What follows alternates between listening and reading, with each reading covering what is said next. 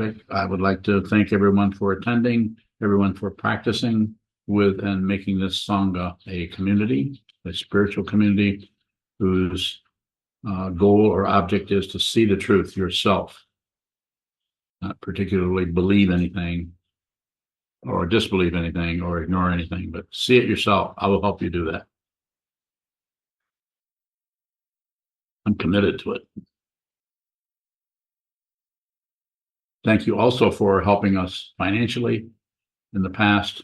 People have been extremely helpful. Otherwise, we couldn't keep this whole complex of buildings and so on operating. Thank you. Continue to help us if you can. So eyes open. So I don't, this is what I teach, Shikantaza, sit down, hold still, all the senses are open, and just watch what comes and goes in the mind stream, in the ear consciousness, nose, tongue, body, mind, all of that. Thinking, emotions, just observe whatever moves or shows up or turns this way or that. But I am not against any other kind of meditation. Just because I teach this, I'm not against that. I would say you need to decide what you want to do. If you want to close your eyes, scan your body, do some other form, then please do that. The only thing I would recommend is you get someone to teach you that, someone who's practiced whatever it is you want to learn. And I have practiced mindfulness awareness practice, sometimes called shamatha vipassana, especially in the Tibetan tradition or Kagyu tradition, where your eyes are open and you watch the breath come and go, or you watch the breath just go, as Trungpa Rinpoche referred to it as, or taught it. Watch it go, watch it leave. It's a relaxing. When you watch something go away, there's a sense of relaxation. And when you breathe in, that's what we do when we're frightened. Intake, protect. So lots of different forms here, lots of different ways of teaching it. And then there's also, even though 3 people all learn from the same teacher, each person will practice that differently. They'll have their own mindfulness awareness, their own shikantaza, their own vipassana, their own deity yoga practice. Make it your own. So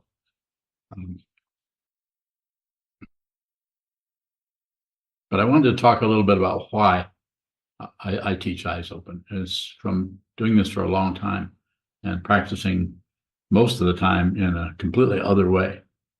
Mindfulness, watching, keeping track of the breath, going in, going out, and also then extending the awareness out into the environment, receiving the environment as it is.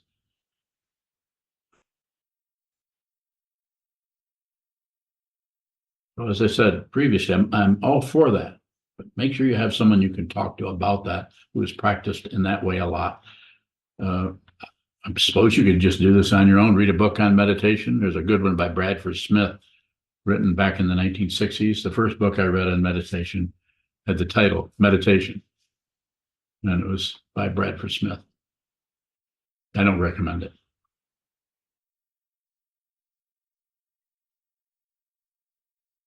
So the sense fields, let's start and go through them. The sense of touch, sense of taste, sense of smell, sense of seeing, sense of hearing, sense of thinking. That's another one. And thinking, that whole area would involve feeling or emotions or things are going up. So you can't really stop smelling. Have you noticed? I think I just won't smell for a while. Does it work for you? Or I won't taste. Don't put anything in your mouth or plug your nose. You probably could do this, but how many meditators do you know that do this? If you recognize something there is something, there is a technique where you close one nostril, breathe in. There are names for that. I'm not going to go into that, mainly because I can't remember them. But there are ways of using that area, and have a teacher if you're going to study that. This is actually not only in the yoga tradition in India, that's various forms of that are practiced, and that is tied in with the channels that go in the same area the spine are in. Have a teacher. Don't do it from a book, please. and you actually can't stop or close off the sense of hearing. Well, of course, you can. Do you know anybody who's doing this while they're meditating, or do you do that? No. Now, if it gets too intense, when I was teaching in prisons there for a while, in here we can kind of cut the noise to a minimum, so it isn't quite so ramped up. But in a prison where you have a bunch of people making a racket, pretty hard to meditate. So I would suggest to those inmates, both in federal prison and in state prison, to take some tissue paper or something, put something in each ear so it cuts down on it a little bit. It's not quite as difficult to work with it that way. So it isn't quite so intense. But you can't actually stop that without plugging your ears, plugging your nose, and all the other way. I don't know if there's any way you can stop tasting or stop feeling. Maybe it's pretty hard to not feel your clothing. If you go to the sense of touch, you're going to feel clothing, and if you go further than that, you're going to sense that there's something, an incredibly powerful force that's been there since you were born, called gravity. And we just take it for granted. It's just we don't get up to walk across the room and think, I hope gravity doesn't let me down, or I won't be able to make it to the restroom.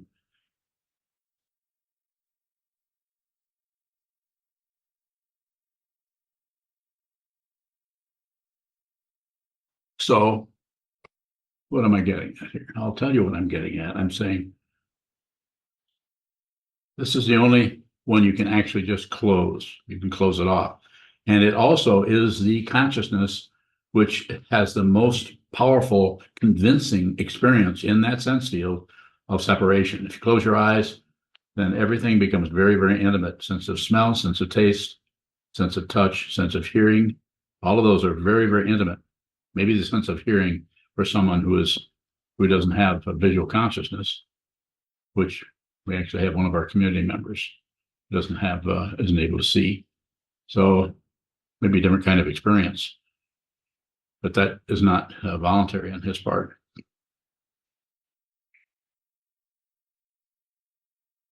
Now, after looking at this for decades, the way this looks over here, and this is not particularly a sales pitch, as I said at the beginning, I will say it again. I would say you shouldn't even meditate unless you have to. I'm not trying to get you to meditate. I would like you to be aware of what's happening. If that requires meditation, maybe it requires scanning the body and having your eyes closed. I don't know for sure. I don't know what it's like to be you or to deal with the karma that is arising in your mind stream, but you do. Again, I return to the teaching that I'm giving you permission. If you think of me as your teacher, I'm giving you permission. Don't do anything unless you have to. But if you have to do it, go for it. Go do that. If I'm your teacher, you might want to check in with me first so we can maybe talk about it a little bit.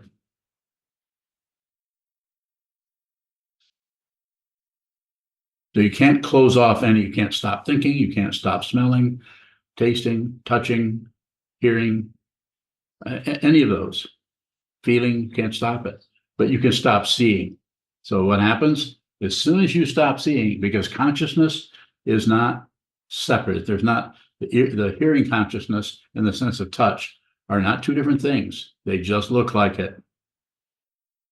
It just looks that way. It's called an illusion. But if you take the one sense field, the sense consciousness, the sense object of sight of otherness is really intense. So a little bit there in sense of sound because of location and because of the tenor or the frequency and all of those things that feel like something is separate happening over there. Not as much subjectivity, or not as much objectivity, I should say. Whereas with sense of sight, everything is over there. It's all over there, and we can fight with it, we can run away from it, or we can ignore that. This is one way of ignoring it. That's why I don't teach this form of meditation. And again, I'll say it again, I'm not against this. You may need to do this form. I'm not here to try to set up some kind of a standard that is the only way you can do this. Not saying that.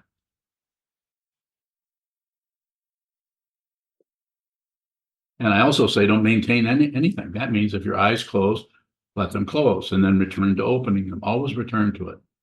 Don't maintain it necessarily.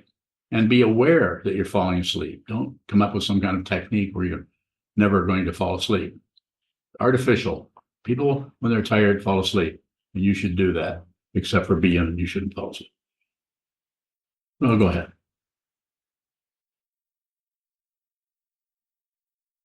Am I too serious here? Do I start telling a joke or something? Here's what I'm getting at is as soon as you close the eyes, because consciousness is not 6 different things. As soon as you close the eyes, all the other consciousness, because they don't have an eyelid, all close. And it can create something very similar to sleep. And it can be extremely comfortable to do that. I often have had people say to me, they like to practice meditation with their eyes closed. It just feels better and they feel better. And I'm saying, if you want to feel better, then maybe you should be doing that. If that's your object in meditation, is just to feel better, then practice that. The issue that I have with it is if you want to realize the fundamental nature of reality, as the Buddha pointed at, then you may have to look at everything. Everything that arises up, you need to practice the way it looks here, receiving whatever shows up in the eye stream. If you shut the eyes, then that same thing happens in all different levels of consciousness. Or if you don't think that it does, then perhaps I'm wrong. Perhaps I'm incorrect. Perhaps I'm jumping the gun. Perhaps. But that's how it looks. It looks like everything is shutting down. And that's why it's quite a bit more comfortable to have the eyes closed and do other things with the conscious, scan the body. There's different things you could do. Visualizations, mantra practice, creation, completion, deity yoga is done, can be done with the eyes closed or open. You can actually do that visualization with your eyes open. Countless numbers of ways of doing it, not only the specific ways or forms, but also the way each person will relate to that and how that will affect them as they're practicing. So, but if you sit down and hold still and you close your eyes, then you're actually turning away. This is how it looks here, turning away from what you would need to see in order to realize the fundamental nature of reality. And this can be painful to do, because what you will run into if you hold very still and don't shut anything down, you don't do a mantra, you don't do anything but just look at it, you will eventually see the very nature of consciousness that turns away on its own. It does its own kind of eye closing. The eye closing in consciousness is called ignorance. But you won't see that if you're jumping the gun and trying to create a pleasant feeling or a feeling of being mindful. I've talked about this off and on, and sometimes I feel like people are not clear on what I'm saying. And I'm going to repeat it again. I'm not saying this is the right way to do this. I'm saying this is what I teach based on a half a century of working with my own insanity and the insanity of those who came in front of me and considered me a meditation instructor, which I was trained as by Trungpa Rinpoche in 1978. But I would say it's up to you to decide this, not to believe my ideas and thoughts, presumptions about it.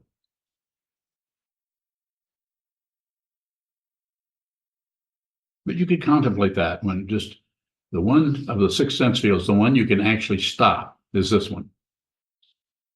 The other ones you can a little bit, but this one's very easy. It stops and opens up many, many times every day. Interesting area, eyesight. As I said earlier, it creates the strongest impression of duality, of otherness. So everything else is over there. We look at bodies. We look at forms moving in space. Incredible illusion. And it's just that it's an illusion. It's not real. It's there, but it's an illusion. So maybe I could take some questions. Please don't hold back. I won't. Yes, sir. Sure. You said that the consciousness has its own way of turning away, and it's called ignorance. Yes. What is the consciousness turning away from? Suffering, difficulty, threat. It's in the Yogacara tradition, it's called the seventh consciousness, which has 4 parts. You should know what they are. What are they? You don't know? Self-love is one. Love of self, Self-reference is another. self-reference, pride of self. Yeah. I can't remember. Anybody want to help him out? Self-delusion. Self-delusion. What delusion? Self-delusion. Self-delusion? Would that be one? Got all these monks here. Nobody can confirm that. Well, here's a monk, and I don't remember them either. So that's why I had to ask you. More? Sokuzan, it seems like you've been saying lately that the first 10 years can be difficult, but the second 10 years can be more difficult. I think Coben said that. I just quoted him. When, It gets harder. Yes, go ahead, when please. as a meditator, we can't turn away from suffering. How are we continuing to turn away from suffering when we are feeling it? When you're feeling it, by buying into a self that is suffering, believing there's someone, not seeing that suffering is dependently arisen. There's no personhood there at all. If you think you're suffering, that's the very nature of confusion or delusion and belief in the illusion of otherness or of self and other. The suffering doesn't have to, that's the third noble truth, doesn't mean that suffering goes away. What goes away is your belief in the illusion that it's real. The reality of it goes away. So therefore you're able to actually experience suffering without taking it personally, shall we say it very bluntly. Even if someone caused it, someone did something to you, because you're so clear about suffering, you're so clear about the first noble truth that no one can harm you anymore, because there isn't anyone. And those who believe there is a person will hurt other people, will go after other people and actually strike them or knock them down, criticize them, mock them, harm them in so many ways, because that's how they get rid of their own sensation of suffering, by putting it on others. It's called warfare. And whole countries are going to war over that. People are being murdered all over the place. I don't think it's healthy to call it martyred, although traditions have it that way, because that just establishes a real, the illusion of some real person who's being martyred. There isn't martyr. And I'm not disagreeing with those traditions that do that. I'm just saying, I'm not going to do that. More? Sokuzan, how do we see through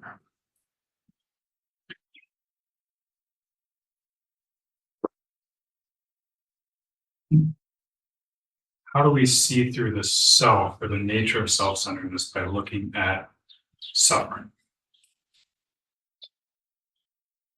So you receive the suffering, and you eventually see through receiving, not adding to it. If you blame anybody for your suffering, if you blame any situation, that I'm only suffering because of her or him, or because I have this terrible job, or because of.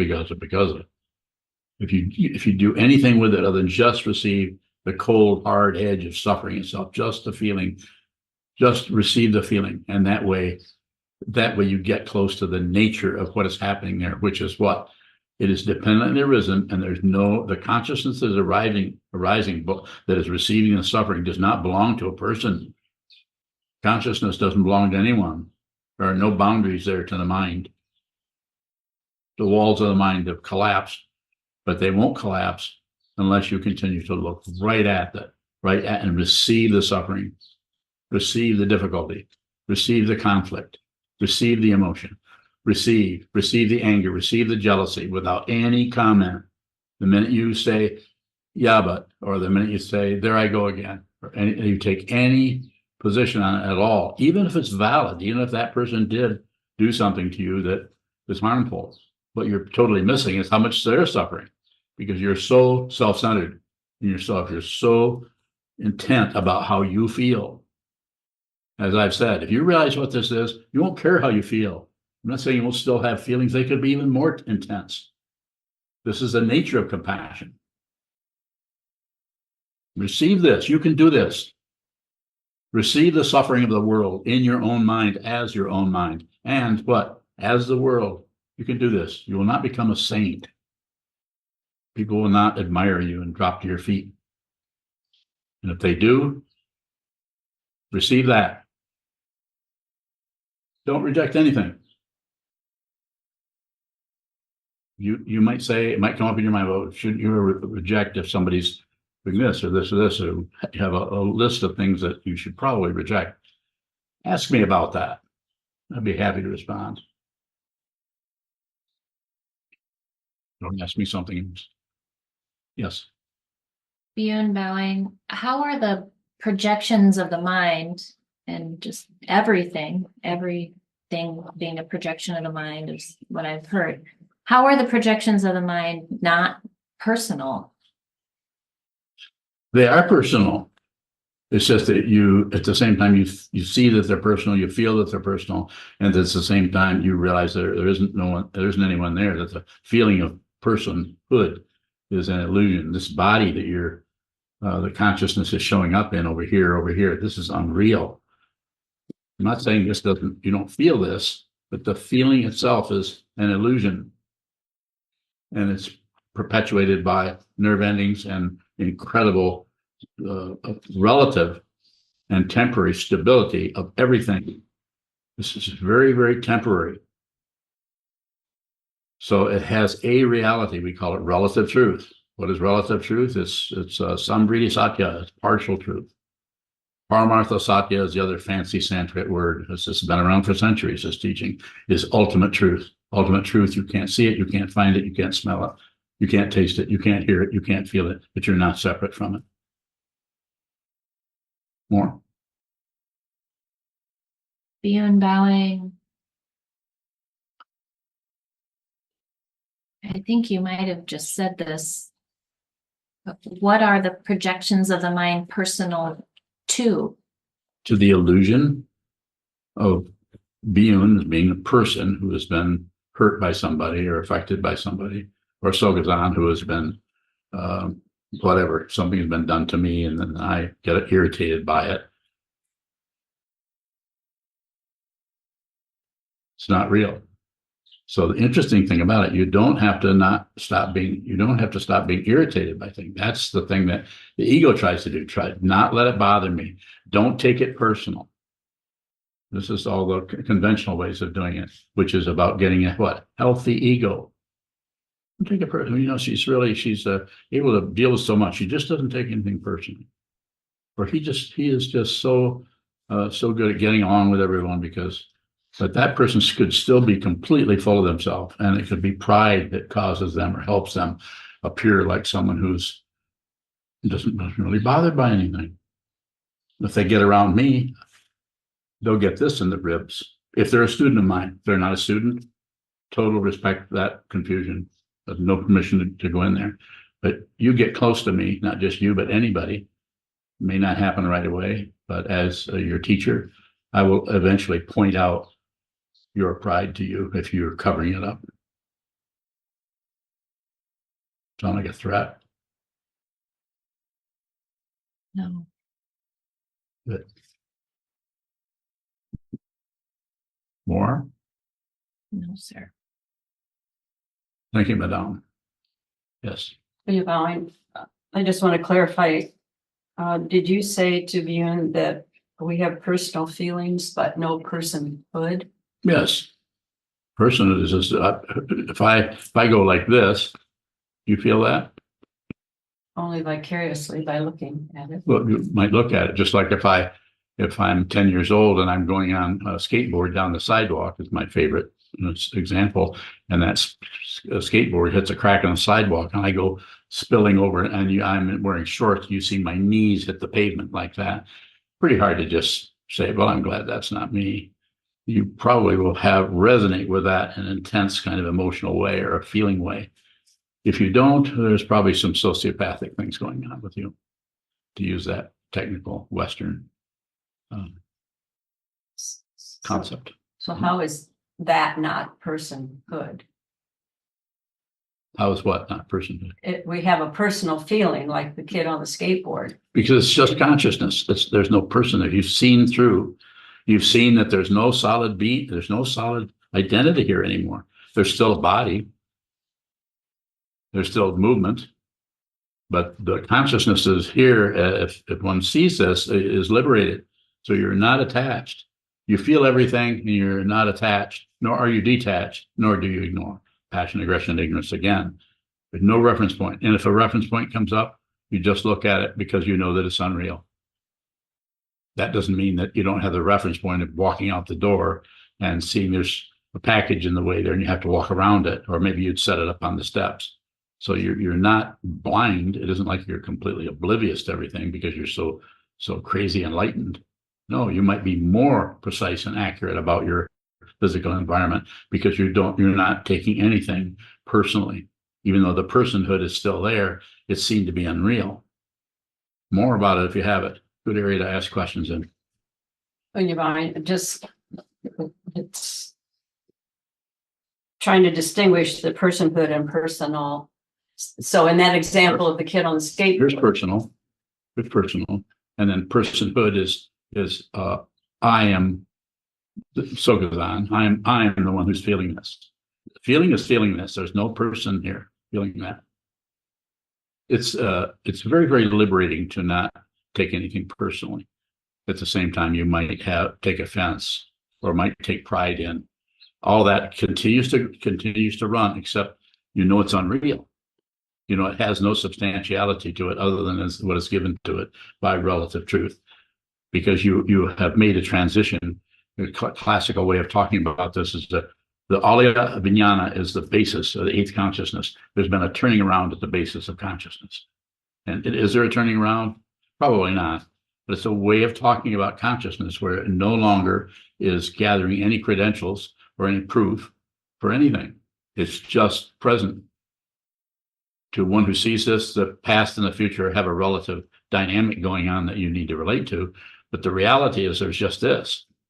There's just this. And the only way you, in terms of realizing this without any practice, if you want someone who, works at the corner store, who never will practice, but will pass away, that there will be a situation when the body drops away where they will see what this is. But if they fight with it, if they agree with it, or if they ignore it, then they will go into perhaps another lifetime, maybe not even on this ball of dirt, maybe somewhere else, or maybe into a realm where there is no physical appearance. Do I have proof of that? I don't need to prove anything. I'm looking at it. If you begin to look at this, you won't need proof for anything either. You don't need a backup anymore because you're not separate from what you're looking at. I've been ranting about this for years. I have no proof. I don't need any proof. I'm sometimes surprised when people hear that. They don't just walk out and leave, go somewhere else and do something, find some place where people are promising you things. I won't promise you anything because I have more respect for you and the nature of consciousness and to promise you something that I have no idea what will happen with you personally, because your karma is unique to you. It's very, very individual. At the same time, there is no solid separate being. That's the illusion.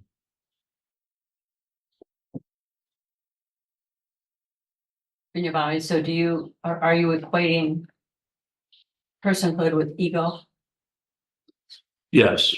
Ego, self-centered narcissism, the me reference point, the seventh consciousness of pride of self, delusion of self, self-reference, and what's the other one? Love. Huh? Self-love. Self-love. Yeah. I had forgotten that. So would having a personal feeling about the kid on the skateboard, or any example, or something arises here, a negative feeling. Yes. So the feeling just arises and then no story is added. Would the story added be the personhood? Yes. Very good. Very good. As soon as you describe, add a story or explain or justify or tell any story to yourself, do not talk to your stories. See, the first story that comes up is bad enough. Like a skateboard incident, that's bad enough, but don't add anything to it. That way you actually viscerally feel the suffering that is just happening to someone. Not much beyond that. Go ahead. So in that situation, as a practicing bodhisattva, we might spring into action and go help that person. You may, and you may Without also, any second thought. you may have some second thoughts though. Like it's none of my business. I don't know that child. Is that personhood then? Not necessarily. Could be respect. The important thing about that is not to jump in, not to jump away, and not to shut down. So then how would you know? There's no standard for it. You'll know. You will know exactly what to do if you are in that situation or something similar. You'll know what to do. You don't have to think about it. It's just like I told you the story about Diane, who she was standing with a group of people on a sidewalk, and she was standing here, and there's some children over here, and we thought they were all back out of the way, and we're on Nicollet Avenue in Minneapolis, and she saw a child disappear behind two cars, and she went out around that car and intercepted that child who was running towards the traffic, and the child would have been hit. It's a 3 or 4-year-old, and it was just instant. I mean, everyone kind of saw child moving, but there's no space between seeing that and being around there in front of that. And she wasn't enlightened, but she saw that and functioned. So for that moment, you could say that she was beyond her own self-centeredness. Her own self-centeredness did not get in the way of that. Like any kind of emergency thing that we do, where it's just the emergency is so strong that we just go into action. People have been known to even pick up cars that are sitting on people. But suddenly they get tremendous strength just from the situation of being threatened by someone, knowing that someone is going to die if they don't pick up that car. More. Yes, sir. Sokuzan, how does pride protect the self-centeredness? It's just being puffed up. You think that you know more. You think you're a little better than others. You might not say anything. It might not be very obvious to most people that you're full of yourself, because it's very good at protecting. We all have some of that in some way. Some people more than others. Being embarrassed to be in front of people is pride. Because if you don't have pride, then you're not going to be too concerned with what people think, because you know that whatever people think, it may be somewhat accurate, but it basically is just their projection, because people cannot read your mind or be in your mind stream necessarily. More about it, it's a good place to go. Sokuzan, it seems like it's easier to see the movements of passion, aggression, and ignorance, but it's more difficult to see pride because it has like a solidity or stability to it. So It does. how do we? It's just fixation, but it is fueled by that. It's fueled by the ignoring of the open spaciousness of any situation that you're in. Just being here, being open, spacious, with no plans, no future. I could not sit here. In fact, I wouldn't sit here 15 or 20 years ago and presume to even answer anyone's questions about anything. I would be frightened. Guess what? Pride. Afraid that I would be wrong, or afraid that I might say something that wouldn't be inaccurate. Someone would come back and say, well, that's not really the third skanda, Sokuzan. And I would feel kind of sheepish about that. Whereas now I don't care about when I'm saying don't care. I didn't mean dismissively. I'm just saying it. I remember some things and some things I don't. But I'm not here to pass a test.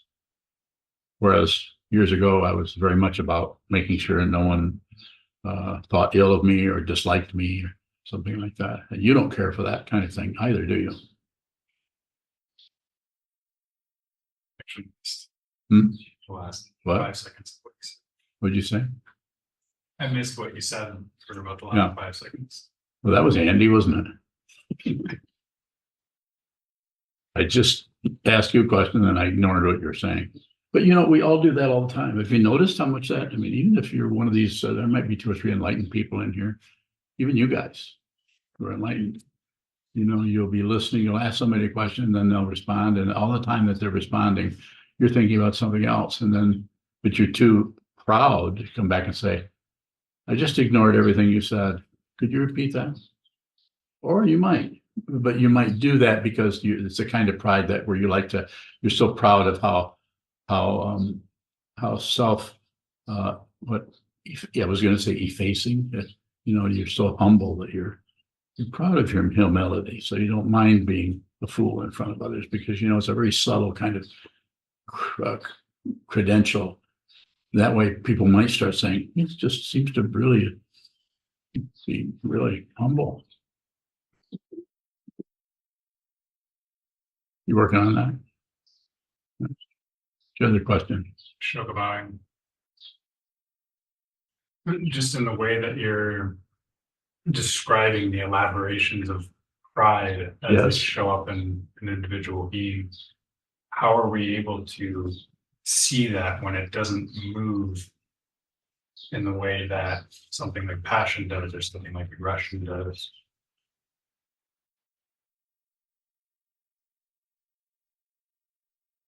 I think it's different for each person. Everyone has a different kind of wiring. Some people are more, sometimes there's talk recently about the Buddha families and it's a different style. And all of us have studied astrology and numerology or tarot cards, or there's just so many different ways of having access to archetypal situations in consciousness where people take on certain kinds of energy of shutting down, the energy of pushing back, and the energy of manipulating or a seductive kind of energy. And so there's just so many ways of operating to protect the illusion of a separate self. So there's no, like to go to your question, there's no standard for that. But I would say that my general way of saying that to people is to find out, if you're a student of mine, which you are, is to find out how much you sit, how much you meditate. Because if you just think about it for a minute, reflect on it just a minute. If you're confused, and you're going this way or going that way, or you're showing up really smart or really trying to impress people or make sure that nobody realizes what a fool you are, all these different things that are showing up, if you sit down and hold still and just watch the mind, eventually that area, when you're asking about pride, will start to show up. And when it shows up, it is not comfortable. And so what the ego mind starts to talk, we start to talk to ourselves. This isn't right. I've been meditating for years. Now I'm in a 15, 20, 30-day solitary retreat, and I'm feeling terrible. What do I do? What do I do? And I can tell you what to do. Keep sitting. I mean it. Just do it anyway. Do it. Put everything you've got into it. Go into this and sit so you can fundamentally see. I don't know how to say it any more clearly, because it will not, when you realize what this is, it will not necessarily feel particularly good, because there's any kind of self-centeredness or ego still hanging around that you have not seen through as an illusion, and it will continue to chirp at you in the background. And you will, not just you, but any of us will try to find ways to blame someone for how we're feeling rather than be responsible for your emotions. Yes, sir. Sokuzan, what is the relationship between pride and protecting or defending?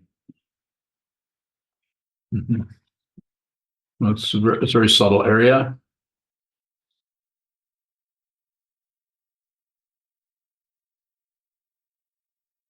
So rather than ask me, can you be specific about it so I can come to the question rather than give a Dharma talk on that?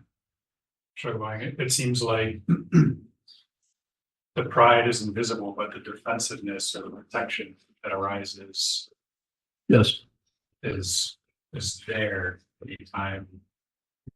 It just seems like it's there, but you can't really see the pride.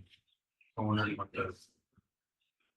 well, the pride will show up as aggression towards someone who's attacking you or accusing you of something, or it can show up as passion, explaining why they're wrong, and you just, well, can't you see why I'm doing it this way? You have some kind of rationale for why, however you're functioning is workable, and they should just be aware of it. Pride. That's why it's sometimes Trungpa Rinpoche used to say, give an inch when somebody's coming, when you're having an interaction with somebody. You can cave in a little bit, give an inch. I could say something similar. I would say, just receive. Whatever's showing up, receive. It's hard. And especially if you feel threatened by something that is obvious to you and your mind stream that is just wrong, then you'll continue to protect yourself. More, yes, go ahead. When pride is so deeply rooted in the self-centeredness, Like it is in you. how do we function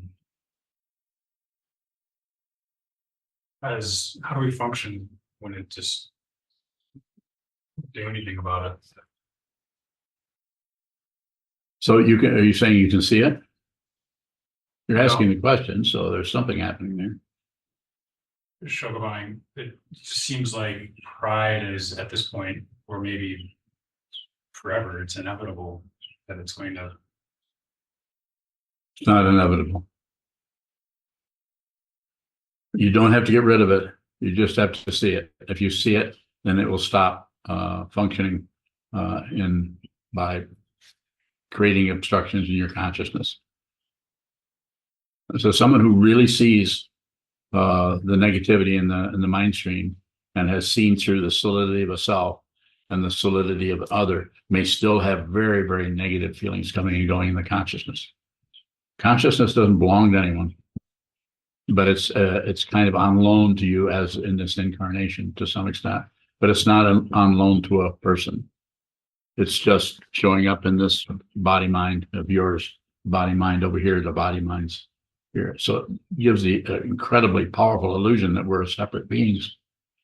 And that's reinforced by sight. And that's why I say, you want to awaken? This is my opinion.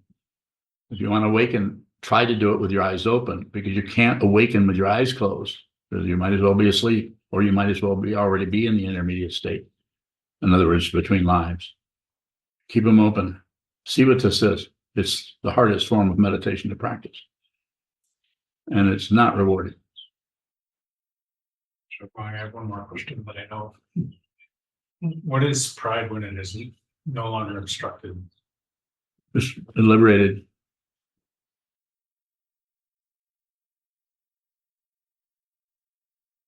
It's pride. It doesn't belong to a person. It's Trungpa Rinpoche would call it Vajra pride, or indestructible pride, which is not about a personhood, and it's about the teachings. Seeing what this is so clearly, you'll die for it. I'm not talking about patriotism.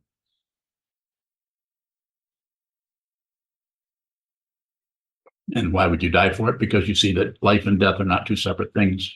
They come together just like this. They're co-emergent, just like confusion and awakening come together. They emerge together. Nothing is separate from anything else anywhere, including pride. Pride doesn't go away, just not separate. Further question? Yes, sir. Sometimes pride, ignorance, the hindrances or the poisons are talked about as energy. Do those basic energies turn into pride in someone when they're like when the personhood gets involved, it gets claimed? Say a little more. What is the question? Go towards what you want to know and see if I can meet you there. If the personhood is seen through. In other words, you see that you are not a singular individual, that the ego is unreal. That's what you're talking about. Is that what we were calling pride and so on before? Even show up as pride? Still could. Anything is possible. It's that complicated. And it's going towards, nothing has to change into something else. I'm not saying it isn't taught that way. Sometimes in the Tibetan tradition, they talk about transmuting anger into mirror-like wisdom and so on. I'm not saying that that isn't maybe workable, but if you want to work with it that way, then go see a lama. You want to work with that kind of practice. Go see the Dalai Lama or His Holiness Karmapa.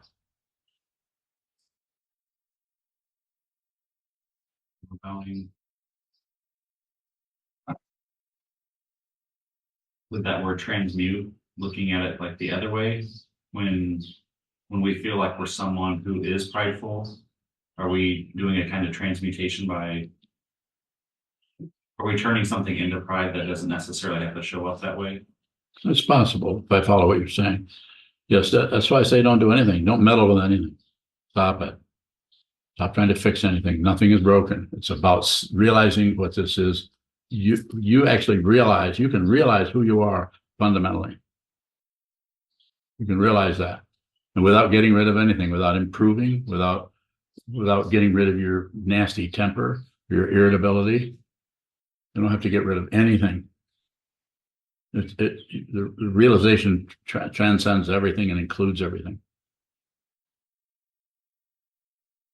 You really aren't going to be able to save all beings or help others if you somehow become some kind of angelic person and gotten rid of the negativity somehow. You need all of that. You need that negativity. So, come on. So, can calm abiding or shamatha be practiced with open eyes? Yes.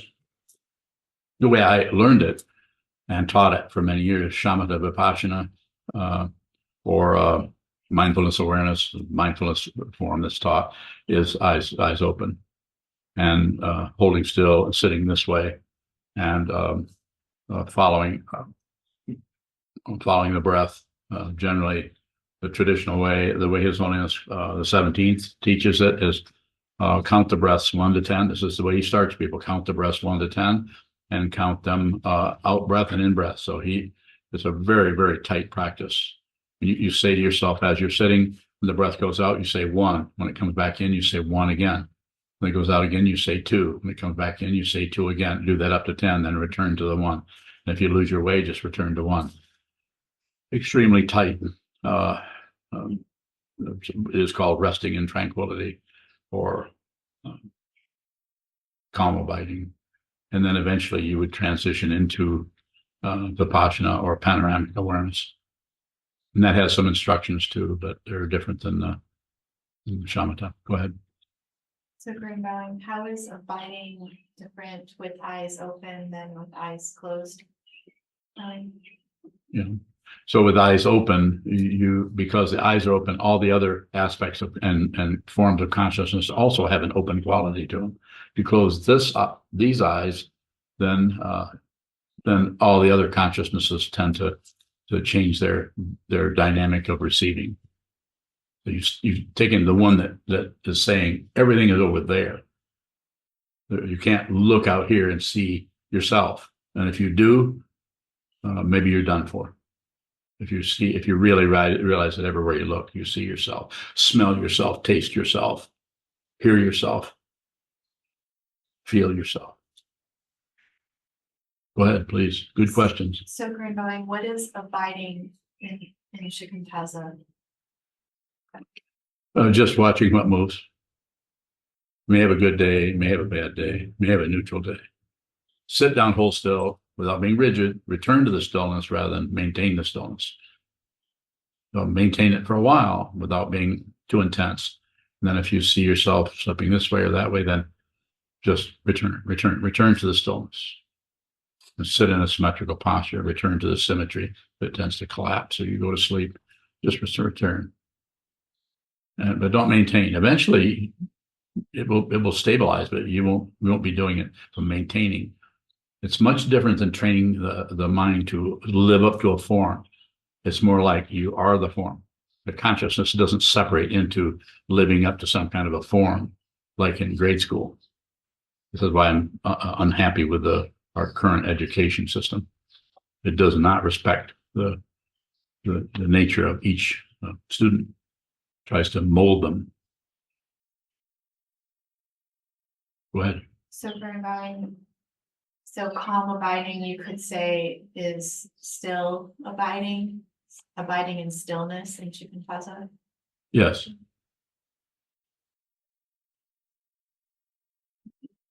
So again, going back to, since you're bringing that up, and I mean, you practiced Vipassana for many, many years, 20 years, wasn't it? Something like that? 15 years. Okay. So, and you know, it's not like, oh, you were doing something wrong and now you're doing what I'm saying. So now you're doing it correct. And it's a totally perfect thing for you to be doing. And anyone who's practicing that right now, that's, and if you feel moved to do that, if you were to tell me that you feel moved to go back and do that, and sometimes that shows up a little bit, doesn't it? Yeah. What do I say about it? That you won't stop me. I won't stop you. Do I encourage you? Probably not. And because as I said, I'm biased. I'm thinking I'm not going to stop somebody who wants to do creation completion practice. I will even help them. I'll even teach them practices to do in that area. But it's the most important thing you can do is just reflect on it a little bit. If you want to see what this is, why would you invent a bunch of other stuff? I mean, wouldn't you just look at it, smell it, taste it, touch it as it shows up? And just look at what shows up. Very, very simple, direct approach to it, and without a lot of extra things. So Green Bowing, if stillness isn't showing up amongst the phenomena that are arising, that is arising, where is the stillness? That is the stillness. The phenomena that are arising is stillness. Just keep watching it. Don't accept it. Don't reject it. Don't ignore it. Whatever shows up is exactly what you need to look at. And that is stillness. Movement is stillness. Stillness is movement. Silence is sound. Sound is silence. Didn't you ever listen to Simon and Garfunkel?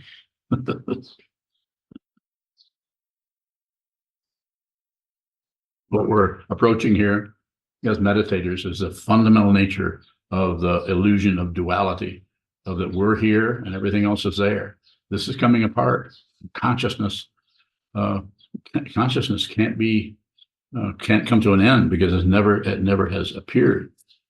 It's in a dimension, has a quality of its own, has a space of its own.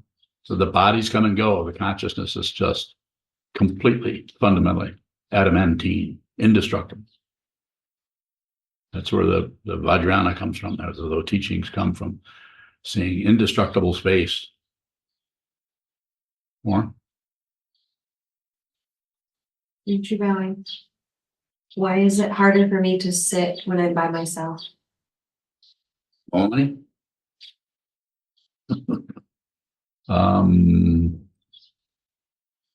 Just having there's an underlying feeling that we aren't separate from others. It doesn't always show up in the ego area of the consciousness, but just wanting to be with other people, with others. It's very much like ducks. Ducks don't like to be by themselves. You ever see a loner duck coming up? No, they've always got other ducks with them. We're quite a bit like that, especially in a community. We want to be with a community. Even though we may not get along with everybody, it's very common in a community to not always get along with others. So it's easier. It's when we have the month of February, where we've been sitting the last couple of years, been sitting the entire month for what, 8 hours a day? Isn't that what it comes out to? For 28, 29 days. And I come and sit too, because it's easier. I like to sit with others. And I just think it's good to just sit down, hold still, and just watch the movement of things instead of being constantly moving all the time and interacting with everything. Take some time out to sit still. Yes.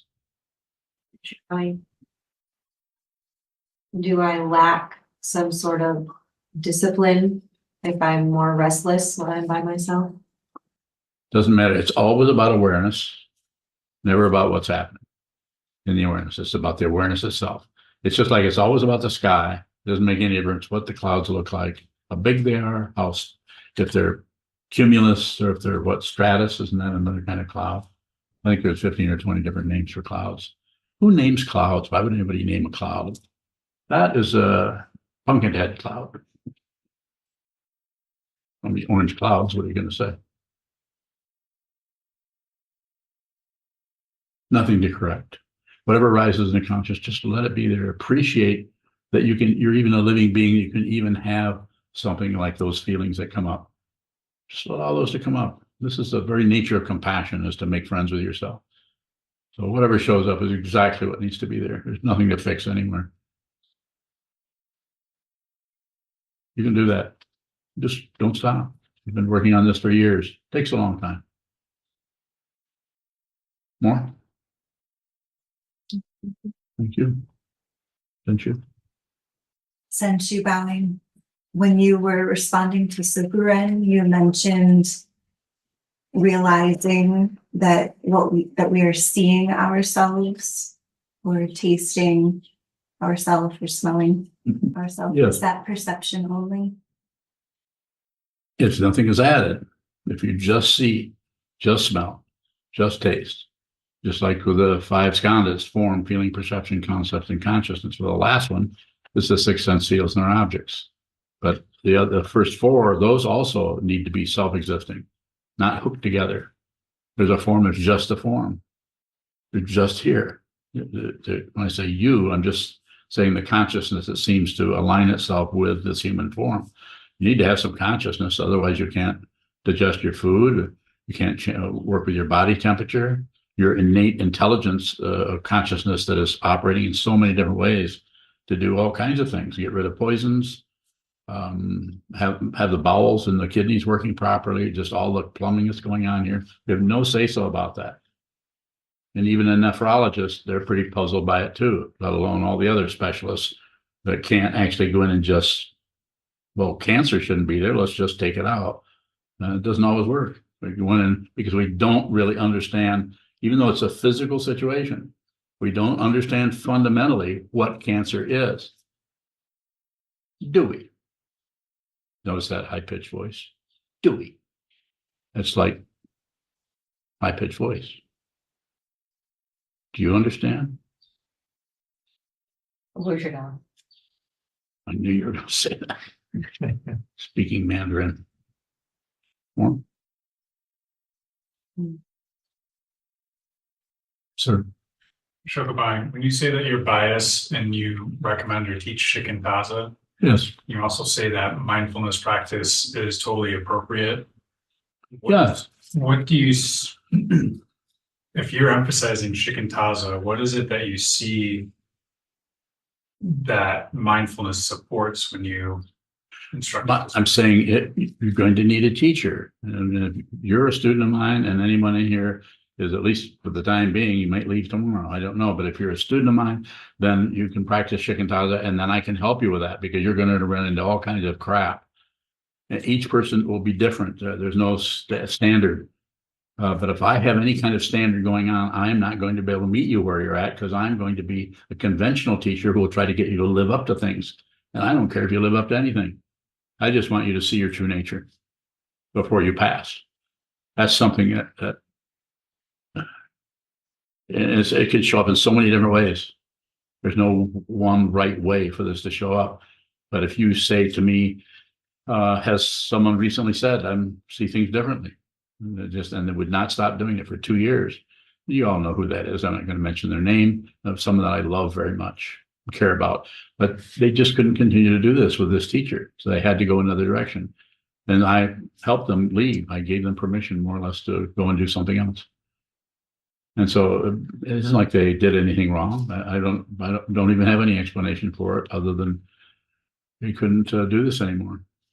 It looked like pride to me, but what do I know? Maybe there is a different form of bodhicitta that I don't know about. So I'll give them the benefit of the doubt always. So as long as you're here, I can help you with this by teaching you in this way. But if you go another direction, if you decide you want to practice you want to practice Vipassana, then get a Vipassana teacher. Go study under him or her or them. They can help you do that. But yes. Sokuzan, can meditators turn shikantaza into a standard? Not if I'm around.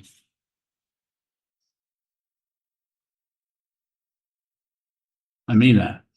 I don't just mean me, the great Sokuzan, but I'm saying not if there's a teacher. The teacher is teaching out of what to see. Eyes are important. Nose, tongue, body, mind, anything you read, anything it can receive. And all of the senses, the five senses all receive, and the mind does too. But if you think that the mind thinks, then you'll be stuck in thinking. Right thinking, wrong thinking. Mind doesn't think. And it will think and it will operate that way as long as there's a self-centeredness who thinks they think. And that's how it operates. And it's can be extreme confusion, suffering for oneself and for others. And if one has the karma that brings you into the milieu that creates some kind of a administrative function in your mind where you suddenly become, the city council president or something like that, then you can make life miserable for even more people by fighting with them, agreeing with them, disagreeing with them, and so on and so forth. More about that, and then we'll close in a minute. Shokubai, just considering as a practitioner how I might create standards around shikantaza. So what does it look like to practice shikantaza without standards? Sit a lot more. I know you have a full-time job, but you're a fully ordained monk. You've been a monk for years. Find a way to do that part-time. You're asking me, I'm telling you, you have to sit more. I know you're only sitting a few hours a week. Isn't that correct? Not enough. Got to sit more, especially with a question like that. You need to have a lot of time, sit down, hold still, and watch the movement of the mind come and go. And a lot of that is going to be daydreaming, falling asleep, planning your next whatever may be, your next exercise, your next diet, your next whatever. A lot of that comes up. That's what we need to do it so much so that some of that can get worn out. That's why I recommend block sitting, because that first couple of hours is quite often is just spent planning and negotiating or complaining about the sitting or wondering why you don't feel better or wondering why shikantaza doesn't work very well because you don't feel very good when the First Noble Truth is flying right up your nose and you're not able to receive it. So I would say the most important thing for you to do would be more sitting practice. I'm not saying you have to sit 8 or 9 hours a day or something like that. Try to get in more sitting, at least an hour to 2 hours a day. So if you're working 8 or 9 hours a day and you have your son to take care of, then work with his mother and work with him. Talk to him. Tell him you're going to go meditate. I mean it. Include him now. Might as well include him now. Say, Dad's, you call yourself Dad when you talk to him, or Daddy. A lot of different things. What's a galata? The galata? A lot of different things. Well, you know what I'm saying. I'm saying, he's not going to understand in one way, but he's going to understand in other ways because your intention is there. Just say, Daddy's going to go meditate for a few minutes, then go meditate for 10 minutes. And then maybe even he's there sitting with you. You can do that. The intention is so important, and the accomplishment is just a misunderstanding. You don't have to accomplish anything. It's the intention. The intention doesn't provide any outcome. If you're looking for outcomes, like getting rid of your pride, that's the very nature of pride, is to want to get rid of your pride. Thank you all so much. Hi, my name is Shoka. I am a monk at SokukoJi, where I'm committed to training my mind under the guidance of my teacher, Sokuzan. We rely on your support for our programming, including a scholarship fund to cover living and tuition costs for those who are practicing full-time at the monastery. Thank you for your generosity.